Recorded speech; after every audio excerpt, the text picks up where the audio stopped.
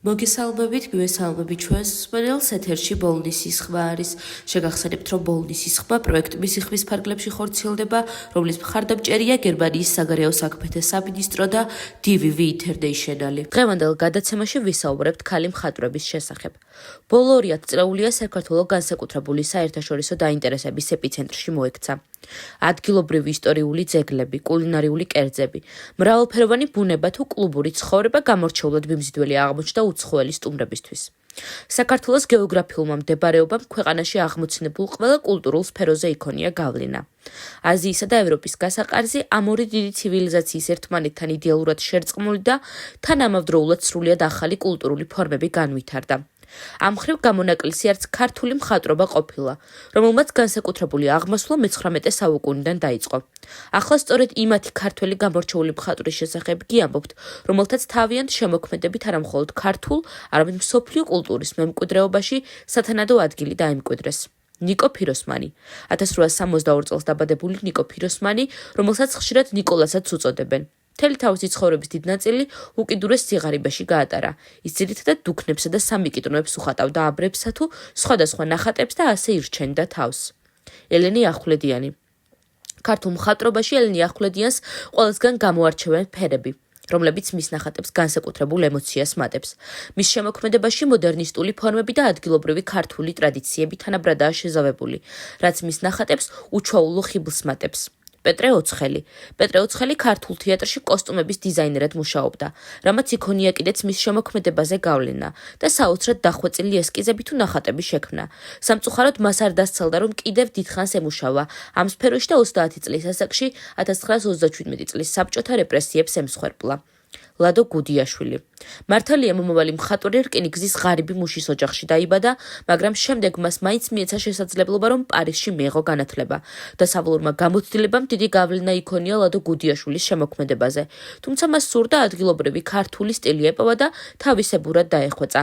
ამის გამო მისი ნახატები ერთგვარი მასტიკურობით გამოირჩევა, რომელსაც ერთდროულად ატყვია დასავლური, აღმოსავლური, კავკასიური თუ ქართული კულტურის კვალი.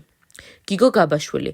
გამორჩეულმა ქართველმა მხატვარმა გაიგო გაბაშვილმა მე-19 საუკუნის ბოლოს შუა აზიაში იმოგზაურა და იქიდან დაბრუნებულმა აზიური არქიტექტურისა და ლანდშაფტის უნიკალური ჩანახატები ჩამოიტანა. დავით კაკაბაძეს შეეძლო თვალის მომჭრელი პორტრეტები და პეიზაჟები თავისი ფუნჯით ტილოზე, ერთნაირი წარმატებით გადმოეტანა. მას ერთდროულად ხიბლავდა როგორც საოცრად რეალისტური ნახატების შექმნა, ისე სრულიად უსექმნო და აბსტრაქტული ფორმების დახატვა. ავთო-ვარაზის ნახატები დღეს მსოფლიოს არაერთ დიდ მუზეუმშია გამოფენილი, თუმცა მისი შემოქმედების მნიშვნელოვანი ნაწილი დაკარგულად ითვლება. ის პირველი ქართველი მხატვარია, რომელმაც კოლაჟის ტექნიკა გამოიყენა, რის გამოც მე-20 საუკუნის ქართულ მხატვრობაში განსაკუთრებული ადგილი უჭირავს. რუსუდან ფეტვიაშვილი. როგორც თავად იხსენებს, რუსუდან ფეტვიაშვილმა ხატვა ჯერ კიდევ მაშინ დაიწყო, როცა 2 წლისაც არ იყო. მას შემდეგ კი ხელიდან ფუნჯი არ გაუშვია, რაც მისი ხატვის სტილზეც ასათივე წარმატებით შეგვიძლია ვთქვათ. ფეტვიაშვილის ტექნიკის უნიკალურობა ფუნჯის საუღებლად ერთი ხელის მოსმით ხატვაა. მისი ნახატები ინახება ისეთი ცნობილი პიროვნების პირად კოლექციებში, როგორებიც არიან მარგარეტ ტეტჩერი, ჯორჯ ბუში, ილჰამ ალიევი და სხვა. ეთერი ჭკადუა. თანამედროვე გლობალიზაციისა და საერთაშორისო კონკურენციის პირობებში ეთერი ჭკადუამ მოახერხა, რომ თავისი ხმა მსოფლიოსთვის მიეწოდინა. მისი ავტობიოგრაფიული დეტალებით გამდიდრებული ნახატები, რომლებიც ხშირად მიამბოხე, ფემინისტური სულის გამოძახილია. არაერთი კრიტიკოსის მიერ აღიარებული შთამბეჭდავი ფერწერული ნიმუშები. ძალიან დიდი მადლობა იმისთვის, რომ იყავით ჩემი დღევანდელი გადაცემის მსმენელი. მე დღეისთვის გემშვიდობებით, ხოლო გიტოვებთ ჩვენს მეგობრებს თეთრი კარვიდან, მოусვიდეთ, იხალისეთ და ბედნიერ კვირას გისურვებთ.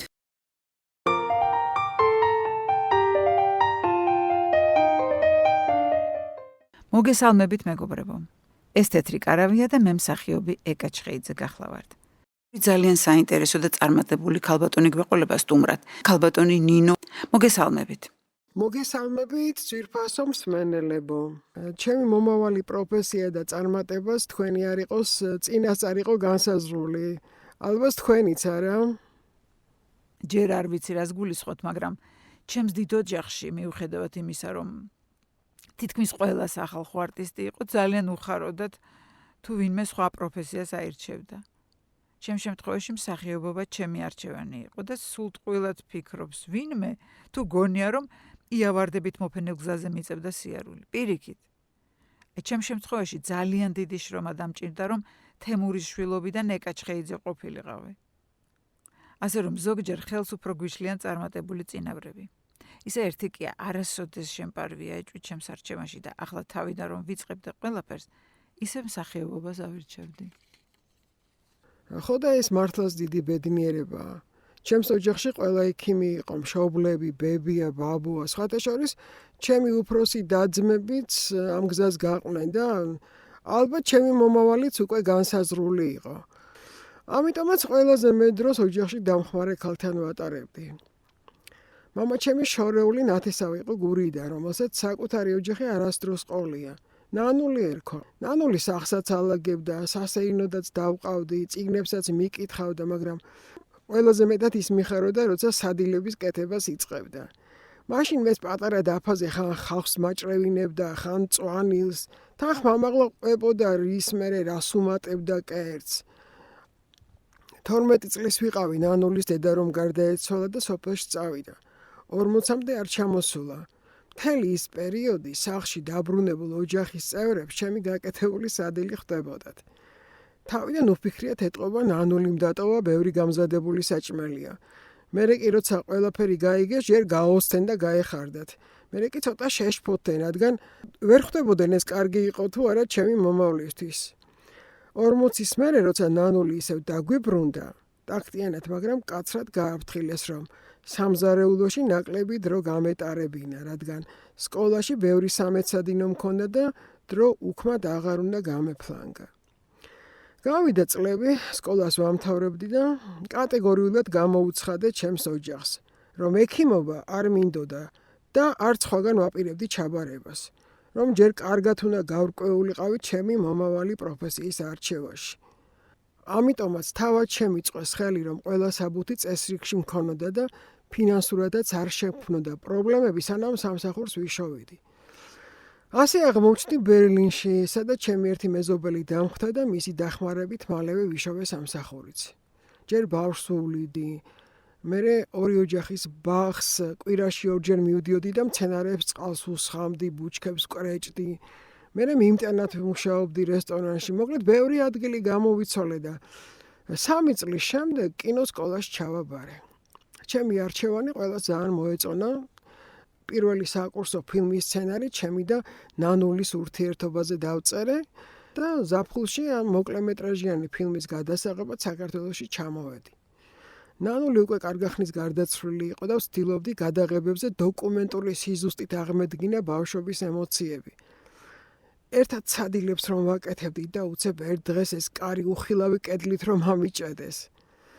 მოკლედ დასრულდა გადაღებები, მე ისევ ბერლინში დავბრუნდი, მაგრამ რაღაცა ისეთი ჭია შემიჩნდა მოსვენებას რომ არ მაძლევდა. ამასობაში გავთხოვდი ჩემი ქმარი გერმანელია და პირველს მას გავანდე ჩემი ფიქრები. ჩემი იდეა მაშინვე აიტაცა და ქალაქის გარეუბანში პატარა კაფე ვიქირავეთ. ნანულის თითქმის ყველა რეცეპტი აღვიდგინე გონებაში და თვითონ დავიწყე სადილების მზადება. როგორც არ უნდა დავღლილიყავი, ეს საქმე ისე მაბედნიერებდა, რომ როგორც სხვა არაფერი რა. ცოტა ხანში იმდენი კლიენტი გამოგვიჩნდა, რომ მარტო ვეღარ აუდიოდი საქმეს და მზარეულებიც დავიქირავეთ. დღეს კი აი ამდენი ხნის მერე უკვე საქართველოშიც და გერმანიაშიც გვაქვს ჩვენი რესტორნების ქსელი და ჩემი შვილებიც აქტიურად არიან ჩართულები ამ ბიზნესში. თუმცა არასოდეს ჩავერევი მათ არჩევანში, რადგან ეს მხოლოდ მათი გადასაწყვეტია. დიდი მადლობა საინტერესო ისტორიისთვის. მე კი ჩემი მხრიდან დავამატებდი, რომ თუ ადამიანი იმ საქმეს აკეთებს, რაც აბედნიერებს, აუცილებლად მიაღწევს წარმატებას. ძალიან მნიშვნელოვანია, რომ სწორედ აირჩიოთ მომავალი პროფესია. რადგან ღრმად ვარ დარწმუნებული, არ არსებობს ადამიანი, რომელსაც რაღაცის ნიჭი არ ქონდეს. პირველ რიგში იმაში უნდა გაერკვეს, რა გამოსდის ყველაზე კარგად და რა აბედნიერებს, თუნდაც ბევრჯერ მოუწიოს არჩეული გზიდან გადახვევა. გონი ძალიან საინტერესო ეთერი გამოგვივიდა. მე ერთი კვირით გემშვიდობებით, ძვირფასო მსმენელებო და იმედია ისევ შევხვდებით ერთმანეთს ახალი ამბებით და საინტერესო თემებით. მომავალ შეხვედრამდე.